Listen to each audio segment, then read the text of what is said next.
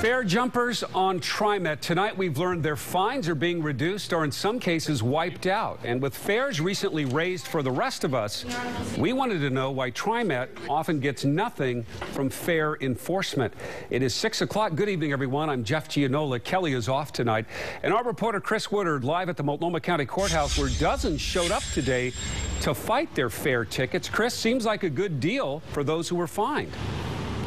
Yeah, a good deal for them, maybe not such a good deal for TriMet and for the honest riders. Jeff, we dug into this today, including a stop here at Multnomah County Community Court, and we found out that a lot of times when someone rides without paying and they're fined, TriMet doesn't see a penny even though the state is pocketing cash.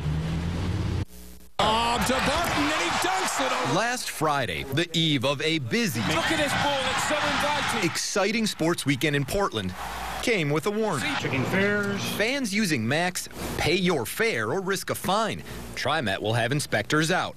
But we found out a lot of those fined never pay a dime. They need to know that they have the choice of having a trial, paying a fine, or doing community service work. Once a week, Judge Stephen Todd's courtroom fills with dozens of people, several times over, All right. charged for not paying Max fare. We call it TriMet Tuesdays. Some people pay the whole $175 fine ahead of time.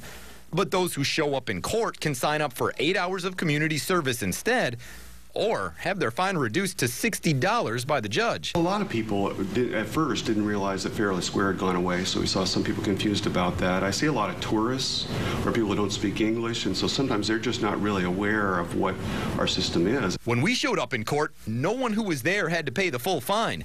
The judge says there is another reason. The volume is something else, too.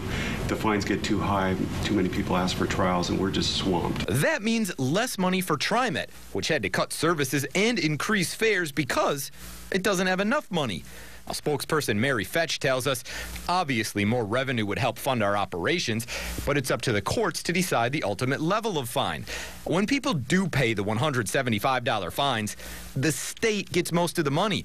They always get the first $60 of a fine and half the remaining amount, kicking the state's total up to $117.50 and leaving TriMet with only $57.50. And for those tickets the judge reduced to $60, TriMet gets nothing.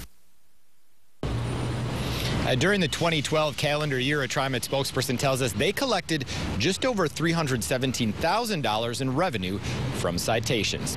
Live outside Multnomah County Courthouse, I'm Chris Woodard for KOIN 6 News.